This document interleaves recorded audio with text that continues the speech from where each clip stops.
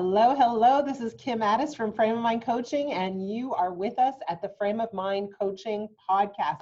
I am over the top excited to introduce to you my co-host for today. Her name is Paulie Rojas, and she is actually my TED Talk coach from New York. Paulie, welcome. Hello, Kim. What an introduction. I've never gotten an over-the-top excitement, so... Well, you create that. You create that. So I want to kind of go back. I was introduced to you from a good friend of mine, a former client, someone you worked with on his TED Talk. His name is David Sherman. David, if you're listening, like this one's for you. And you worked with him to help him create his TED Talk. So like I know David, and I've seen and heard him speak, and then I saw him speak after you worked with him, and I was blown away. Like, he was incredible. He was amazing. I was just so impressed with how fluid he was, how animated he was, how clear he was. And I was like, wow, if she could do that with David, what could she do with me? And so I reached out to you, and we set up some time to meet. And normally you work with people like at a distance, right? Like it's a weekly kind of experience. And yes. I'm like, no, I don't have time for weekly. And so what I did was I came into New York for 2 solid weekends where Paulie and I had an opportunity to work for 2 straight days together twice. So 4 full days. Boy, was she exhausted at the end. No, really, I was exhausted. So I want to just ask you some questions. How did you get into doing this? What makes you so good at being a TED Talk coach? Where did you get into the speaking world? And I mean, I have a million things that I want to discuss. I'll talk all of them with you. I want to talk really quickly about what you saw in David, because it's the genesis of, I think, how I coach people. And you have this really beautiful blog where you talk about what makes a great coach. And I think it's the same thing. But do you know that story about how Michelangelo was sculpting the David, and it was a giant block of marble, but he saw that David was already in there. He was just chipping away at the marble, but it was already there. So it's exactly that kind of way I look at people. Is David was already there. You already have it. My job as a coach is to chip away at the excess marble that is totally unnecessary. But the work of art is already in you. And so that's how I approach everything. Is you are beautiful. You're perfect. You were born already able to speak. As babies, we're born with everything already. It's already in us. So how do I can't do too much work, and I can't do too little. It's got to be just right. So then you become the work of art walking around on your own. So it's very interesting, because you're absolutely right. As a coach, what I do is I have a vision for a client, right? Like I hold a vision, and sometimes they can't see that vision. Sometimes it's blurry for them. Sometimes like my vision is so much clearer for them about their success, their ability to thrive, their happiness, their well-being. I hold that vision for them until it starts to become clear for them. So it sounds like you do the very same thing. Absolutely. And you know that from experience. You've probably had some people that were completely full of fear and doubt, but because you had that vision for them and you've done it many times before, you see it, and it's and that's where you get their trust and their confidence. Right. So, I mean, this is a dumb question, but I'm going to ask it anyway. Why are people so afraid to speak on a stage? Like, what is that? You know, that whole thing where they'd rather die? Like, yes, it's so true. Well, because it's completely irrational circumstances. Everything in our body is saying survive, like do not stand out or you'll get eaten. The tribe mentality is at work. The alligator mind is saying run. You cannot stand still, and you feel so vulnerable because at any second you're exposed, something can happen and take you down. So it goes against millions of years of evolution, right? But what's so beautiful is now we have found a way to communicate and tell stories and be in communion with people and we can impart knowledge and wisdom and share in community and all of this.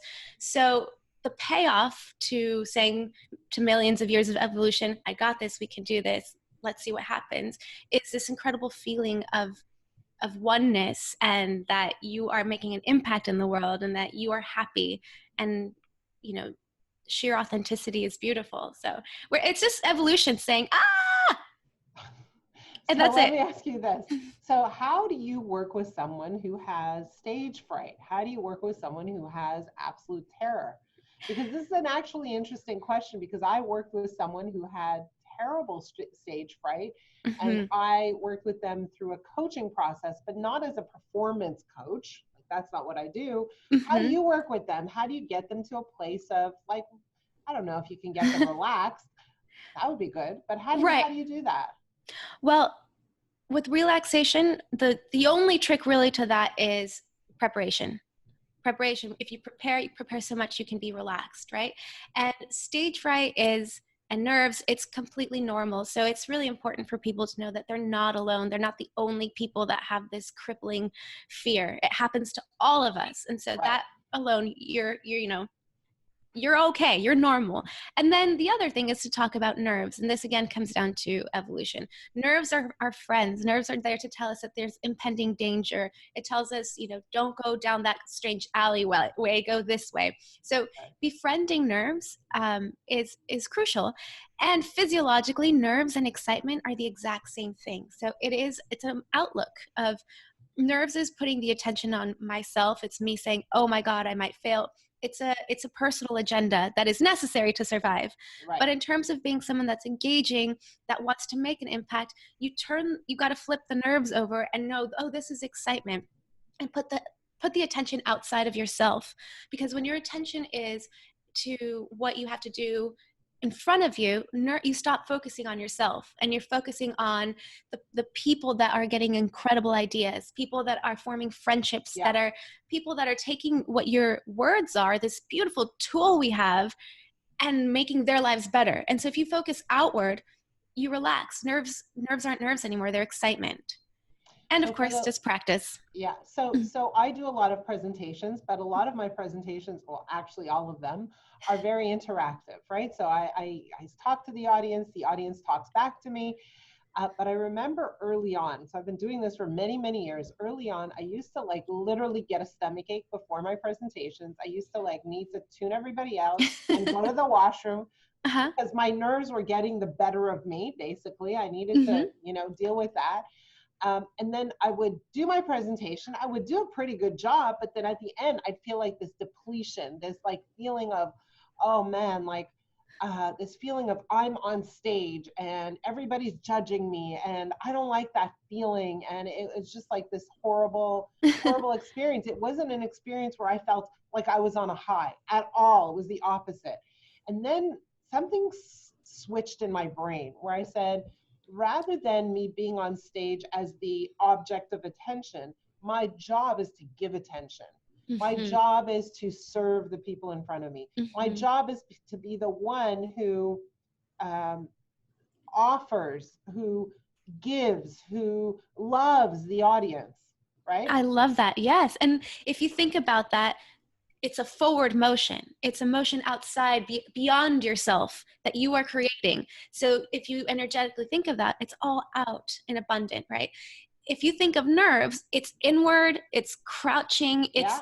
you're taking, because you're pulling from outside. Even if it's in your mind, it is a selfish thing to be Right. nervous, Yeah. right? Yeah. It's So because when you're nervous, it's about you. But the exactly. moment I was able to think, hey, this is not about me, this is about whatever it is that I've learned over the years that I can give. Right. How can I ease people's lives? How can I help them become more effective leaders? How can Mm-hmm. I help them have better coaching conversations? How can I help them reach their goals with greater ease and efficiency and effectiveness? How can I do that? How can I just even offer one thing that's really powerful? How can I do that? Then I stopped being nervous. And then I didn't feel depleted. And Right. then I still had energy to go do whatever I wanted for the To rest of go the mingle and day. take the compliments, Yeah, instead of lying down like, oh my God, I need to lie You're down, spent. right? Mm-hmm. Yeah, so I Yeah. don't have that anymore. Having said that, I need a little work in my brain in preparation for this TED Talk. Because Yes. for whatever reason, my brain isn't working quite the same way. And in Mm-hmm. my head, I'm like, oh my God, it's a monologue. I have to remember every word. This is a performance, Uh-huh. and it doesn't feel like I'm giving in the same way. So I Mm-hmm. need a mental adjustment. Yes. Right. Well, you're also growing into the discomfort of it, because have you ever done something at this scale? The No. TED Talks are now a global thing. They have been for many years. And Right. there can be a lot attached to it. So this might be the biggest thing you've ever done in terms of speaking, right? Right. Well, So, I've spoken in front of 800 people, which is a right? large number, Which right? is a large number of people, Mm-hmm. like no problem there. Yeah. But for whatever reason, maybe it's like the name Ted. Who knows? It's everything that comes attached to TED, Yeah. it's all of this, which, you've done harder things, way, way, way harder things in your life. You're a mother of 5, you have your own business, you are an exemplary woman in today's world, right? You're the poster child of the modern woman. You are. Poster child. Can you Yes. see a poster? I know, Yeah, I'm you're the joking. poster woman. So, Yeah. Yeah. so So it's a mindset thing again yeah. about, and I'm sure you're going to be journaling about this, but it's just a greater opportunity to help more people, to have more of that forward motion, to make a grander scale impact. And it's not actually, the word monologue and speech are like, I get like a twitch every time I hear that. I feel twitchy myself, Yeah, to be right. honest. Exactly. Because a monologue is just one person on stage, and it's not interesting to, it's not that interesting to just see one person think of themselves as a monologue, because again, it's all, the focus is on you. But what you're doing is giving ideas, and you're still having a dialogue with the audience, always a dialogue. You're receiving information second, every moment by moment, up there on the TED Talk. And that's what makes someone really engaging, is someone that is present and can flow with the audience, because one laughter might happen here and it's totally unexpected, or you might be feeling something and you'll say something completely, unprepared, that humanizes you and makes people feel, wow, she's with us, we're all one together. And Right. that's the preparation we do together, is to get you to that moment of you prepare like hell, and then you completely let it go and let the text play you. Right. And you're playing with the audience, and it's light and fun. So the word, it's a dialogue with the audience, I think is a critical, for me, a game-changing concept. Mm-hmm. So that I'm up there and I don't feel like I'm just talking and No. saying the lines, but rather really having a conversation. Absolutely. So that's good. And you'll be, there's the nod factor. People are going to be, there's always going to be some guy who has, had a fight with their lover, who doesn't want to be there. Their children's in trouble, right? That you're like, okay, well, they get a pass. They always get, you're not doing that for them. There is someone in the audience that is there because they are meant to hear what you are giving them.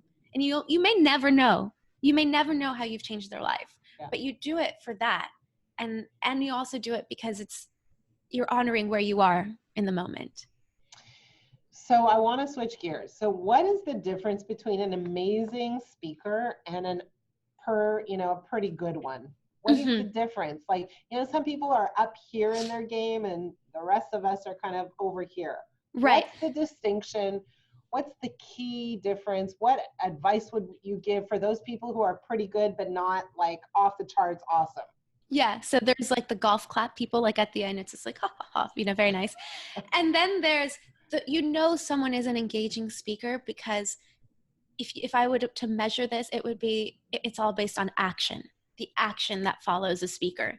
So I can hear something and be like, oh, wow, that's interesting, and then forget about it. Or there's someone that will move me to go to a website and sign up to volunteer. Or there's going to be someone that's going to make me pick up the phone and call my mom. Or there's going to be someone has reached me at a way that I'm going to get up and actually do something, large or small, it doesn't matter, but I'm going to take an action rather than click on the next TED Talk that's, scrolling on my YouTube feed. Right. Yeah. So that's what I would classify as an incredible speaker. Action. But for a speaker, we don't know what that is. Like, so if you were to give advice to that speaker, like, what do we have to do to get the audience to take action? Do we have to, like, stand on our heads and wave yell, our hands? Yeah, and bribe the audience? What do we need to do? Beautiful question, Kim. So there's the technical aspect, right? And then there's the personality aspect, right? So technically, you want to appeal to the audience in a rational way. You want to appeal to the audience in terms of credibility, and you want to appeal to the audience in terms of passion and emotion, right? So, when we've done this together, like rationally, that means the stats, the facts, right? credibility, it's the, like, who are you in this world and why should we listen to you? You can also borrow someone else's credibility by quoting them, right? And then lastly, and this is my personal favorite, it's the emotion behind it. Because as much as numbers are wonderful, we are visceral humans. We're beings that were born by everything that every decision that is made is a feeling decision, whether you believe it or not. The reason we want our kids to go to a certain school, why we do this, right? It's all a feeling. So you want to know what is, and it's simple, right? It maybe not easy, but simple. What is the feeling? You said earlier, you're here to serve, you're here to help and inspire, right? That's the feeling, is inspire, let's say. Or I want people to feel understood. I want to be, whatever that is, like, you zero in on what the feeling is, and you just own that all the way. And that's like the emotional side. And I think it's also the one that we have forgotten the most because we're more disconnected. I love technology. I love being on my phone. I'm a millennial, I can't live without it. I see the value in it. And I think it's possible to have the emotional side and the intellectual rational side be as uplifted as ever. I don't think it can be one or the other. So we need to make sure we're addressing all those elements. And when we do, and we can check off all of those parts, then the likelihood that someone will take action on the other end will be significantly higher. Right. Because if you think about it, you're covering all your corners. And this isn't my methodology. This comes from Aristotle, the Greeks have been the greatest orators, and we have followed their example. And you see it every day in politics. You see it in the greatest, speakers in the world follow this as well. So, when I came to New York to work with you on my TED Talk, I had nothing. I had a blank, empty slate. And I'm like, I don't know how this is going to work. I don't even know what I'm talking about. I don't know where to go. How do I get from zero to a TED Talk? Like, how do I know what I want to say, what my message is, what I want to focus on? And so, I was just shocked that in the span of 2 days, we basically had a TED Talk. But one of the things that you kind of pushed me on is a whole other level of animation. So I think I'm a pretty animated person generally, I'm passionate, I speak loudly, I move my arms around, right? I feel like I'm animated, but you took that to a whole other level. And I don't want to give too much away because I want people to tune in when it's ready. And it's going to be amazing. You're going to be amazing. So, how do you help people do that? How do you create that animation? I mean, it's almost like theatrical. Right. So yeah, definitely theatrical. It also has to be authentic to you. Like, there were times where I told you to do this and you're like, nope, that's not me. And I love that. I need that. That is important because I'm not going to make you someone you're not. I'm going to bring out you, the most you can be. So if I told you to stand on your head, I could tell David Schnurman anything. I'll be like, do that. And he takes it really far and then I have to pull him back. But that's authentic to him. Right. Right.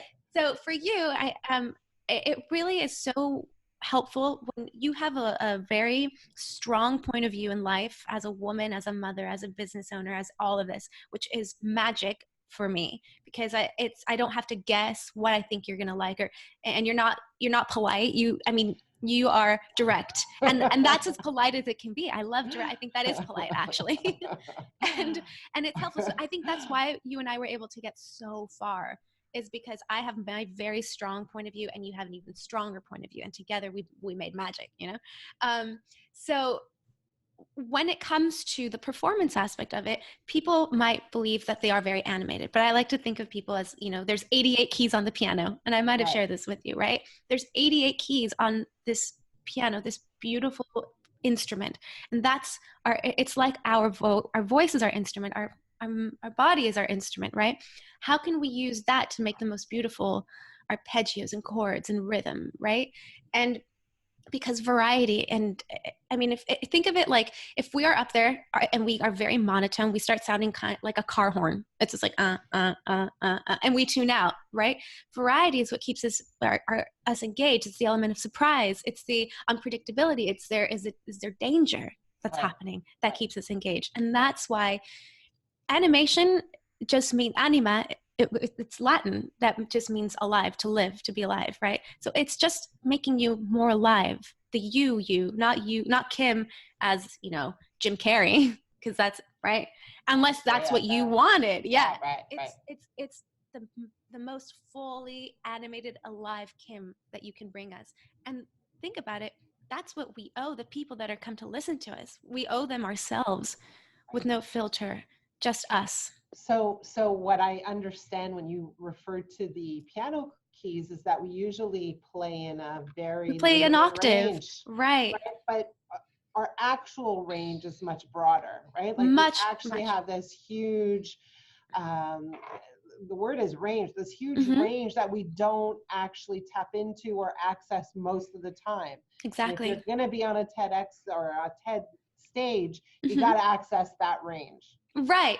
And I mean, there are so many people that have done TED Talks, and some get millions of views, some get 10. The difference is not only in the idea, but in the relatability with somebody, that how authentic they are. And that's also my job, is we can have and you have an incredible message that I like blew, like this is so for me, I get to hear these ideas and I go, wow, I'm the luckiest person alive. But your idea was astounding. So we need to give it that, it deserves we have to honor that message with as full of you as you are. So, you say the message is astounding, and to me, Mm-hmm. it doesn't feel very astounding. It doesn't Mm-hmm. feel so like grand or wild or cool or new, And right? that's why you're giving the talk. That's why we're going to listen to you. Right. Yeah. Okay.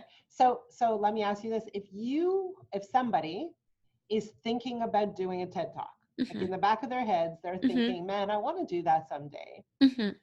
Um, First of all, how do they find you? But then I'll ask the second question. How do they find you? Okay. Well, is the second question, what is the message?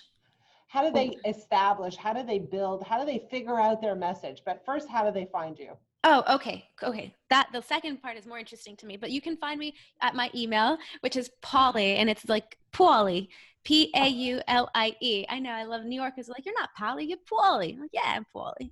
So Paulie at thepublicspeakingpro.com. And I emphasize the because a lot of people think it's just public speaking. So it's Paulie, Paulie at thepublicspeakingpro.com. Okay. And more importantly, how do they get their message? I love this question.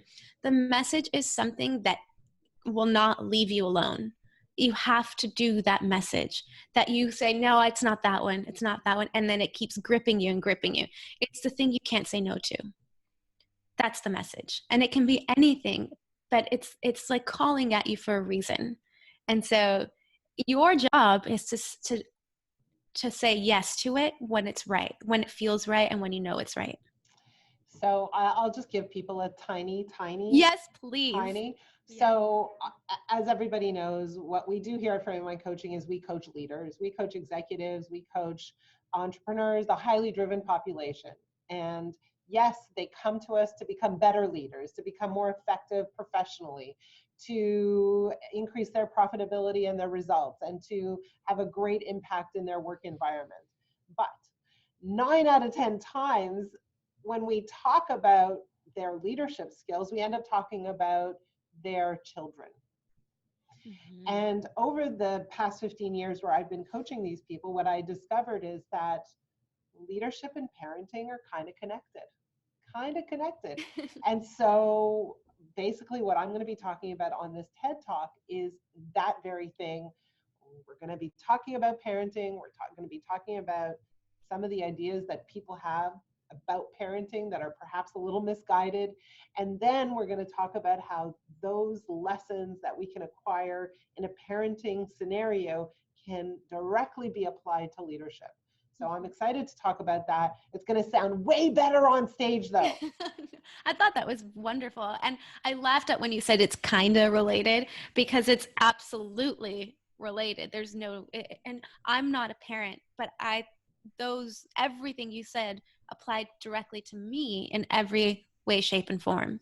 So go back. I want to understand, how did you learn this stuff? How did you learn the skills of helping people build up their TED Talks and be really much more confident and prepared on stage?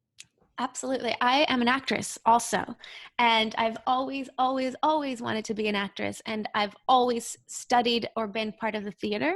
So everything I know is coming from my classical theater training. And I say classical because I learned from the great storytellers, right? The Shakespeare's, the Chekhovs, all the great, great, great storytellers. And they were the ones that taught me everything in terms of acting, in terms of story, in terms of humanity. And one of my mentors was a wonderful acting teacher, Tom Todoroff, and um, he gave me so much. And he always said, an actor is a psychologist, a sociologist, an archaeologist, an anthropologist. An actor is a professional human being. And so what acting became for me was a craft, and it became a means of expression. And not only that, but of bringing people together. And so I look at public speaking as the exact same way. We're speaking, so our job is to be sociologists and psychologists and anthropologists and all of that stuff, and to embrace that. And that's exactly what you do. I mean, in your job, Kim, you are all of those things and more. You have to be. I don't know if I'm an anthropologist. Oh, you are. Oh my God. Right. I know. You hate people. No, you are. Oh, the definition of an anthropologist, you have to be. And your anthropology comes from reading what goes from the mind to the paper in your clients, right? And you get an insight on that. And ultimately, we're not that different at all. It comes out, we're symptomatic. We come out in different ways. Well, when I met you, I said, you could be a really amazing coach. Oh, I would love to be. I love people. I really love people. And I love storytelling, as you can see. And so it's just I'm delighted that I get to do this. So as we wrap up this particular podcast episode, I want you to give people 1, 2, 3, however many pieces of advice, practical, tangible pieces of advice on how to step up their speaking game.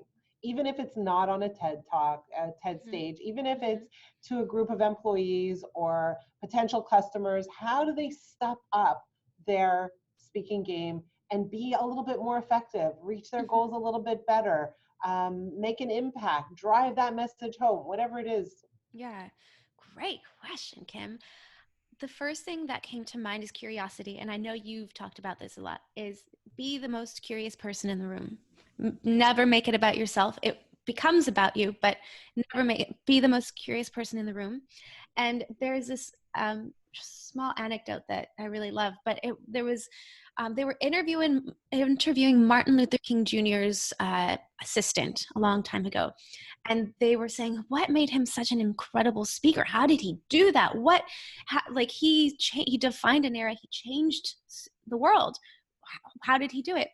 And she was like, oh, it was easy. He was the greatest listener I have ever met in my life.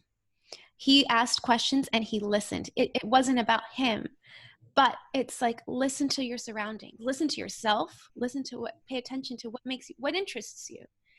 And that will be a wonderful foundation to becoming a speaker, because I think the greatest listeners are also great speakers, because they, gather data and feelings. Yeah. And what about when you're on stage? How to calm down those nerves? Work with them, befriend them. I always like to say, comment on the reality of the moment. Man, I am petrified right now, but I'm so happy. And then the audience members, we're your allies. It doesn't seem this way, but we want you to succeed, because you succeeding feels like us succeeding. And you failing or having a bad time or not being prepared, it feels so bad as an audience member. It reminds us of our failures. So get out there, stand still, breathe, take the focus off of yourself, and use everything. Don't deny anything. Use it all. Mistakes are beautiful. So before we hang up, or before we go, I want to just share one of the, so Paulie helped me in a million ways, and she's awesome and amazing. And as I keep telling her, I'm like one of her biggest fans. But one of the most profound pieces of advice that she gave me was to smile. Yes. And I think of myself as a pretty smiley person, but apparently I'm kind of serious. So this whole idea of like just your face changing with a smile actually changes the experience that people have of you. Mm-hmm. So that was really powerful for me personally, Mm-hmm. because, in my mind, I'm always smiling. I'm smiling inside of myself, pretty frequently, Mm-hmm. but apparently not always out there. Out there, Right. I look like a serious person, maybe because I'm Mm-hmm. thinking very hard. I'm one of those people who think, spend a Mm-hmm. lot of time doing that. But the smiling component really kind of, for me, made a huge difference in realizing that my inside and outside aren't always in sync. Yeah, I mean, it's all awareness. And this I also got from my mentor, but he said, funny is money and charming is disarming. And the genesis of charm is a smile, it's warmth. If you think of, it just, it means you're relaxed. Your brain is like, oh, everything's okay, right? So just Right. smiling. And you have one of those, you light up the room with your smile. And because I remember thinking this was going to be a very serious session before I met you. I was like, this is going to be all work, very serious. This woman knows what she wants and she's going to get her, And I was like, you were so much fun and so engaged. And so what? I'm like, whoa. There's a disconnect here. So yeah, I'm so happy you can melt hearts with that smile. Well, I appreciate it. And I appreciate all that you do for me and every other potential speaker. And again, how do people find you? Paulie at thepublicspeakingpro.com. And it's Paulie, not Polly. Exactly, just like that. Paulie. Got it. Thank you so much for spending this time with us. Thank you for sharing your expertise. Thank you for being amazing you and for giving us your radiant smile. Thank you so much, Kim.